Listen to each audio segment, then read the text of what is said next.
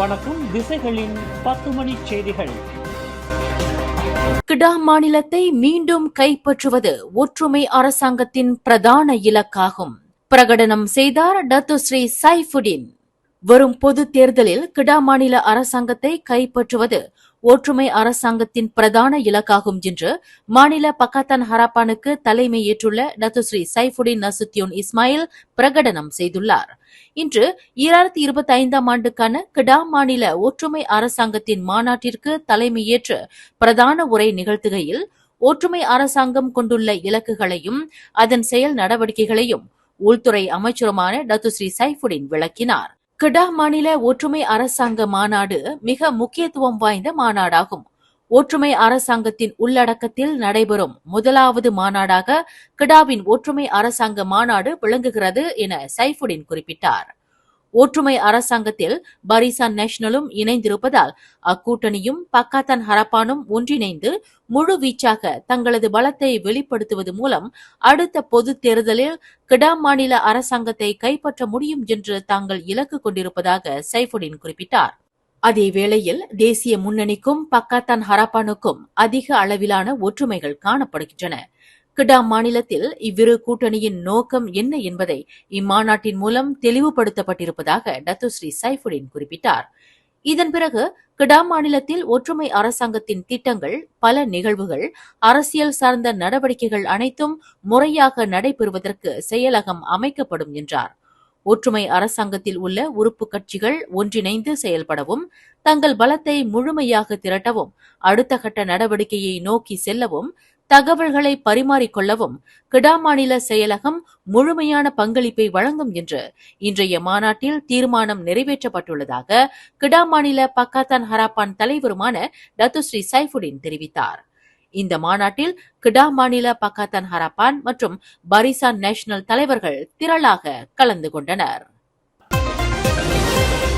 தமிழ் கடவுள் முருகபெருமானுக்கு கொண்டாடப்பட்ட தைப்பூசம் இம்முறை பத்துமலை திருத்தலத்தில் மிகவும் விமரிசையாக நடைபெற்றது. லட்சக்கணக்கான பக்தர்கள் பத்துமலை தைப்பூசத்தில் கலந்து கொண்டு முருகப்பெருமானுக்கு காணிக்கை செலுத்தினர். இந்நிலையில் பத்துமலை தைப்பூச உண்டியல் காணிக்கை பணம் இன்று சனிக்கிழமை காலையில் பத்துமலை திருத்தலத்தில் உள்ள துர்க்கை அம்மன் ஆலயத்தில் எண்ணப்பட்டது. ஸ்ரீ மகாமாரியம்மன் கோவில் தேவஸ்தான தலைவர் தான் ஸ்ரீ டாக்டர் ஆர் நடராஜா தலைமையில் இன்று நடைபெற்ற இந்த நிகழ்வில் அறங்காவலர் டத்து என் சிவகுமார், சந்திரசேகரன், TNB நாராயணசாமி, பொருளாளர் டத்தோ பே அழகன், செயலாளர் சேதுபதி உட்பட வாரிய உறுப்பினர்கள் மற்றும் பொதுமக்கள் இதில் கலந்து கொண்டு உண்டியல் காணிக்கை பணத்தை எண்ணினர் என்பது குறிப்பிடத்தக்கது. மலேசிய இந்தியர்களின் மக்கள் தொகை எண்ணிக்கை மீதான புள்ளி விவரத்தில் மறு ஆய்வு நடத்தப்பட வேண்டும் என்று மலேசிய புள்ளி விவர இலாக்காவை மேலவை உறுப்பினர் டாக்டர் லிங்கேஸ்வரன் கேட்டுக் கொண்டார். மலேசிய இந்திய முப்படை வீரர்கள் சங்கத்தின் பினாங்கு மாநில கிளையின் 15வது ஆண்டு கூட்டத்தை இன்று பினாங்கில் அதிகாரப்பூர்வமாக தொடக்கி வைத்து உரையாற்றுகையில் டாக்டர் லிங்கேஸ்வரன் இந்த வேண்டுகோளை விடுத்தார். மலேசிய புள்ளி விவர இலாக்காவின் 2024ஆம் ஆண்டு புள்ளி விவரங்களின்படி மலேசியர்களின் மொத்த மக்கள் தொகையான 30.7 மில்லியன் எண்ணிக்கையில் இந்தியர்களின் எண்ணிக்கை 6.5 விழுக்காடு என்று அறிவித்துள்ளது. அதாவது இந்தியர்களின் எண்ணிக்கை 2 மில்லியன் என்று குறிப்பிட்டுள்ளது. தைப்பூச விழாவில் குறிப்பாக பத்துமலை திருத்தலம் போன்ற வழிபாட்டு தலங்களில் ஒன்று கூடுகின்ற இந்தியர்களின் எண்ணிக்கை புள்ளி விபர இலாக்கா வழங்கிய எண்ணிக்கையை விட மீஞ்சும் அளவிற்கு உள்ளது. எனவே இந்தியர்களின் உண்மையான எண்ணிக்கை விவரங்களை அறிய நடப்பு எண்ணிக்கை மறு ஆய்வு செய்யப்பட வேண்டும் என்று டாக்டர் லிங்கேஸ்வரன் கேட்டுக் கொண்டார். இதேபோன்று போலீஸ், ராணுவம் உட்பட அரசாங்க சேவையில் இந்தியர்களின் எண்ணிக்கையை அதிகரிக்க வேண்டும் என்று டாக்டர் லிங்கேஸ்வரன் வலியுறுத்தினார். 10 லட்சத்துக்கும் அதிகமான பொதுச்சேவை ஊழியர்களில் இந்தியர்களின் எண்ணிக்கை 4.11 விழுக்காடு என்பது மனநிறைவு அளிக்கும் வகையில் இல்லை. பொதுச்சேவை துறையில் இந்தியர்களின் பங்கேற்பு கணிசமான அளவில் அதிகரிக்கப்பட வேண்டும் என்று டாக்டர் லிங்கேஸ்வரன் கேட்டுக் கொண்டார். விபத்தில் காயமுற்ற தனது மகனை காரில் மருத்துவமனைக்கு கொண்டு செல்லும் அவசர வேளையில் லோரியினால் மோதப்பட்டு குடும்ப மாது ஒருவர் சம்பவ இடத்திலேயே மாண்டார். இத்துயர சம்பவம் கிடா ஜித்ரா ஹாஸ்பா என்ற இடத்தில் சாலை சமிக்ஞை விளக்கு பகுதியில் நிகழ்ந்தது. தனது மகனை பிரடுவா அக்ஸியா காரில் முதலில் சங்லோனில் உள்ள கிளினிக் ஒன்றுக்கு தூக்கி சென்றுள்ளார்.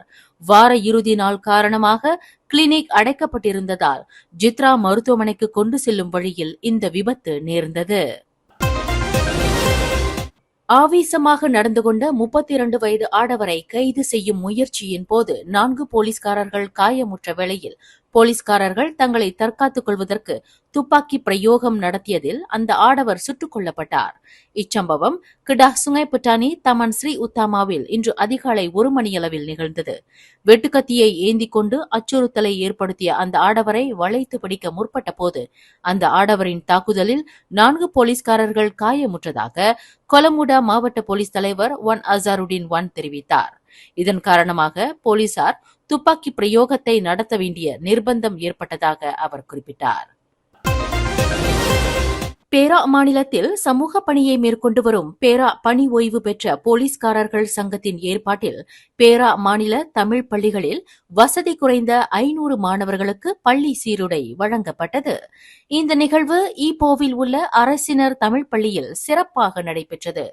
கடந்த 3 ஆண்டுகளுக்கு முன்பு தொடங்கப்பட்ட இந்த சங்கம் தொடக்கத்தில் சங்க உறுப்பினர்களுக்கு மட்டும் சேவை வழங்கி வந்தது. பின்னர் சமூக பணியில் ஈடுபட உந்துதல் ஏற்படுத்தப்பட்டதால் தொடக்கமாக தமிழ் பள்ளியில் படிக்கும் வசதி குறைந்த மாணவர்களுக்கு உதவ பள்ளி சீருடைகள் மற்றும் நிதி உதவிகள் வழங்கும் பணியை தொடங்கியது.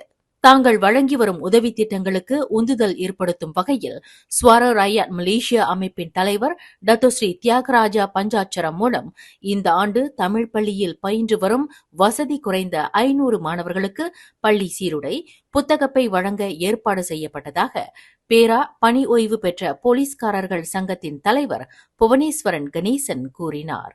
வசதி குறைந்த மாணவர்களை கல்வியில் ஊக்குவிக்க பல திட்டங்களை தமது சங்கம் மேற்கொண்டு வருவதாக அவர் மேலும் கூறினார். டத்துஸ்ரீ தியாகராஜா இந்திய சமூகம் எதிர்காலத்தில் சிறப்புடைய இயக்கமாக விளங்க கல்வியின் அவசியத்தை வலியுறுத்தியதுடன் அதற்கு தமது ஆதரவு தொடரும் என்றார். பேரா மாநிலத்தில் உள்ள 134 தமிழ் பள்ளிகளில் 117 பள்ளிகளில் பயிலும் வசதி குறைந்த மாணவர்களுக்கு பள்ளி சீருடை மற்றும் புத்தகப்பை அன்பளிப்பாக வழங்கப்பட்டது என்றார். ஸ்லாங்கூர் கோலலாங்காட்டில் மின் கழிவுப் பொருட்களை மறுசுழற்சி செய்யும் இ-வேஸ்ட் தொழிற்சாலை ஒன்றில் போலீசார் மேற்கொண்ட திடீர் சோதனை நடவடிக்கையில் 50 டன் எடை கொண்ட தோட்டா உரைகள் உட்பட தோட்டாக்கள் கண்டுபிடிக்கப்பட்டது அதிர்ச்சி அலையை ஏற்படுத்தியுள்ளது. இன்று காலை 9 மணியளவில் மத்திய பிராந்தியத்திற்கான கலாட்படை போலீசார் மற்றும் சுற்றுச்சூழல் இலாக்கா மேற்கொண்ட இந்த திடீர் சோதனை நடவடிக்கையில் இவ்விவகாரம் அம்பலமாகியுள்ளதாக புக்கிட் அமான் போலீஸ் தலைமையகத்தின் உள்நாட்டு பாதுகாப்பு மற்றும் பொது ஒழுங்கு பிரிவின் துணை இயக்குநர் டத்தோ முகமது சுஸ்ரைன் முகமது ரோடி தெரிவித்தார். 50 பைகளில் இந்த தோட்டாக்கள் நிரப்பப்பட்டுள்ளன. ஒவ்வொரு பையும் 1 டன் எடை கொண்டதாகும். அந்த தோட்டாக்கள் மறுசுழற்சி செய்யப்பட்டு அவற்றின் ஈயத்தன்மையிலான உலோகத்தை அகற்றுவதற்கு மறுசுழற்சிக்கு கொண்டு வரப்பட்டிருக்கலாம் என்று நம்பப்படுகிறது. இந்த தோட்டாக்கள் மலேசியாவில் எடுக்கப்பட்டது அல்ல. அவை எவ்வாறு கொண்டு வரப்பட்டது என்பது குறித்து ஆராயப்பட்டு வருவதாக முகமது சுஸ்ரைன் குறிப்பிட்டார். ஜோஹர் குளுவாங் புலாத்தான் மக்கோத்தா சாலை வட்டத்தில் வெள்ளை நிற பெர்டுவா அக்ஸியா காரில் 100க்கும் மேற்பட்ட முறை தொடர்ச்சியாக வலம் வந்த ஆடவர் ஸ்கிசோப்ரீனியா என்ற ஒரு வகை மனசிதைவு நோயினால் பாதிக்கப்பட்டவர் என்று கண்டறியப்பட்டுள்ளது. அந்த நபர் மணிக்கணக்கில் அந்த சாலை வட்டத்தில் வலம் வந்து கொண்டிருந்ததை கண்ட வாகன ஓட்டிகள் அந்த காட்சியை பதிவு செய்து சமூக வலைதளங்களில் வைரலாக்கினர். அதற்கு முன்னதாக அது குறித்து போலீசுக்கு தகவல் அளிக்கப்பட்டது.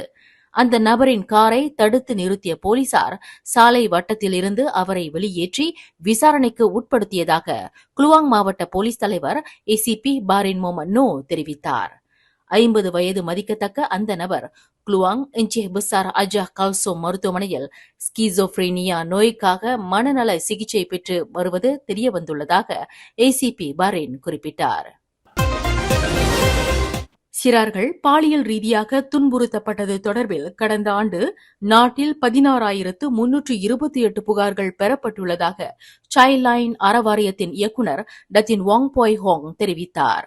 வாட்ச் ஃபவுண்டேஷன் மலேசியா இணைய தரவு தளத்தில் இருந்து கிடைக்கப்பெற்ற இந்த புள்ளி விவரங்களின்படி 7 முதல் 13 வயதுக்கு உட்பட்ட சிறார்கள் பாலியல் துன்புறுத்தலுக்கு ஆளாகியுள்ளனர் என்று தெரியவந்துள்ளதாக அவர் குறிப்பிட்டார்.